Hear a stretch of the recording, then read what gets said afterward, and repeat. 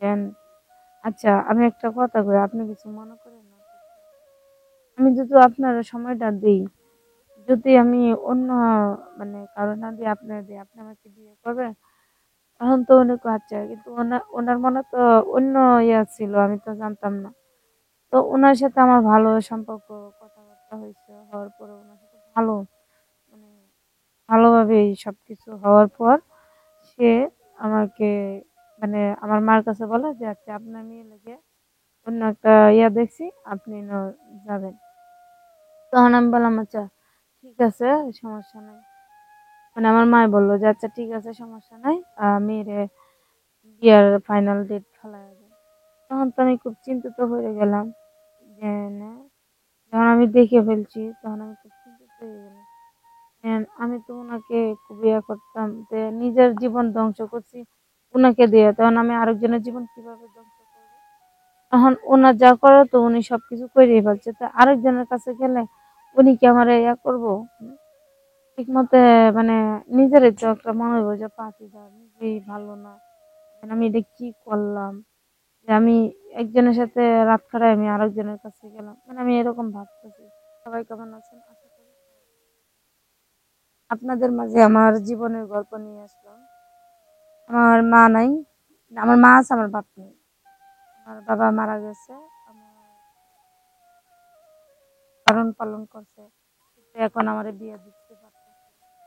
আমি বেশি সুন্দর না, মানে শ্যামলা কালো, কালো দেখে আমার মা বিয়ে দিচ্ছে। মানে আমরা গরিব, এত বড় লোক না, এত ধনী না, খুব গরিব ঘরের মেয়ে। তো আমার বিয়ে দেওয়ার জন্য অনেক জায়গায় ঘটক লাগাইছে যে বিয়ে দেওয়ার জন্য, তো পাচ্ছে না।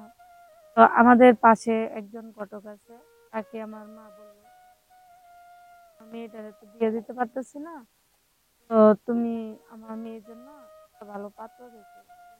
ঘটকে বললো যে আচ্ছা ঠিক আছে, দেখবো, একটা শর্ত আছে। তো তোমার মেয়েকে যদি তুমি বিয়ে দিতে পারবা, ভালো জায়গাতে বিয়ে দিতে পারবা, তো তোমার মেয়ে আমার কাছে কোন দেন কি দিতে পারবো? তখন আমি আবার দূর থেকে সব কথা শুনে ফেলছি। কিরে কি কদি এমনি আমার মা যেহেতু গরিব, কত কষ্ট করে আমার খালে ঠিক মতো আমার তিন বেলা মানে আমাকে খাওয়া যেত না, অনেক মানে গরিব জায়গা। কি কথা, খালি বিডাটাই আছে আর কোনো কিছু নাই। তো আমার মা মানুষের বাসায় কাজ করে করে আমার পালছে, আমার বড় করলো। তো আমি ঘটকের সাথে যে আমার মা কথা বলতেছে, আমি সব কথা শোনার পরে তো ঘটক যে কি বলতেছে, তো ঘটকের কাছে আমি একবার গেছি, নেক্সট ভাবে গেলাম, গিয়ে দেখা করলাম, বললাম আপনি কি সত্য চান, আমার ভালো জায়গায় বিয়ে দিবেন? ভালো কথা। আমার মাকে যে বললেন যে তোমার একটা জিনিস দিতে হবে, তোমার কি দিতে হবে তুমি কো, আমি তোমারে দিব। তো চাচা তুমি তো জানো যে আমাদের পরিস্থিতি, তো আমি কথা বললাম যে চাচা আপনি তো জানেন যে আমাদের পরিস্থিতি, বাসায় কাজ করে না আমারে লালন পালন করে বড় করে পড়াশোনা করেছে, কিন্তু এখন আমি মানে ভালো পাত্র পাইতেছে না দেখে এখন আপনার কাছে বললো, এখন বড় হয়ে গেছি, বিয়ে শাদী দিতে পারতেছে না, এখন আপনার কাছে আসলো। এখন আপনি আমার মাকে এই কথা বলেন, আচ্ছা আপনি এখন আমার কাছে বলেন আপনি কি চান? তো তুমি আমার সাথে 1 সপ্তাহ রাত কাটাইতে হইব, তাইলে আমি তোমার ভালো জায়গায় বিয়ে দিতে পারবো।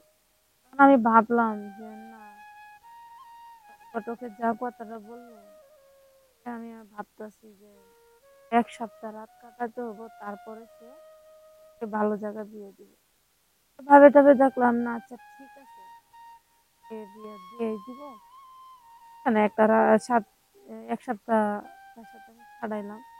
পরে এই বেলা আমি তার সাথে মানে প্রথম ফার্স্ট আমি গেলাম কাটাতে, যখন গেছি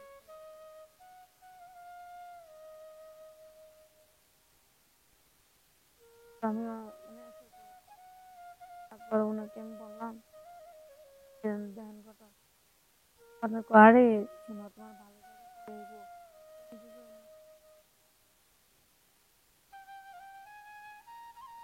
ওনার কথা শুনে যে তোমার গরিব, আমার যখন বিয়ে হচ্ছে না, উনি যা করেন তারপর ওনার কথা মতো সব কাজ করার পর 1 সপ্তাহ হয়ে গেল।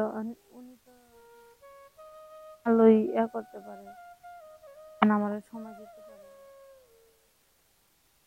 কারণ উনি আমার দেখা অন্য একটা জায়গার মধ্যে বিয়ে ঠিক করলো।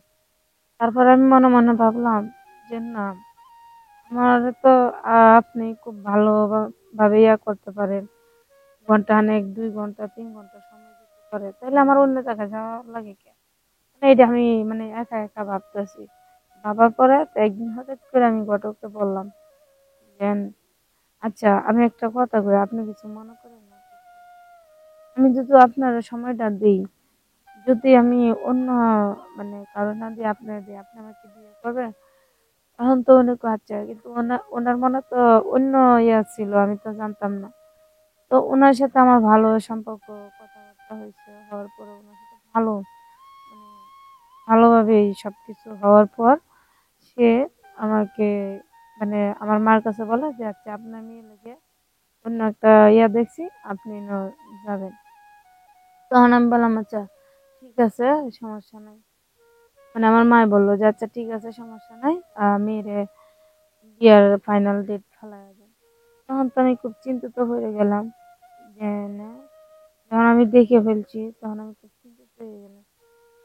আমি তো উনাকে খুব করতাম, যে নিজের জীবন ধ্বংস করছি উনাকে দিয়ে, তখন আমি আরেকজনের জীবন কিভাবে ধ্বংস করবো? এখন ওনার যা করার তো উনি সবকিছু করেই ফেলছে, তো আরেকজনের কাছে গেলে উনি কি আমার করবো?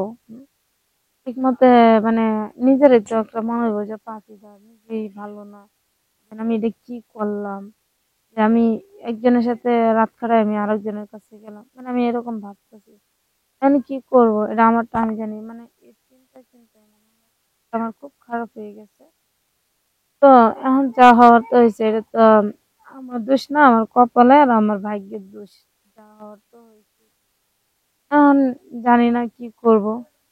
যদি ভালো কিছু কপালে থাকে তাহলে হবে, নাইলে নাই, এমনি দিন দিব। আপনারা সবাই ভালো থাকেন। আল্লাহ হাফেজ। আমার মনটা ভালো লাগতেছে না, খুব খারাপ লাগতেছে।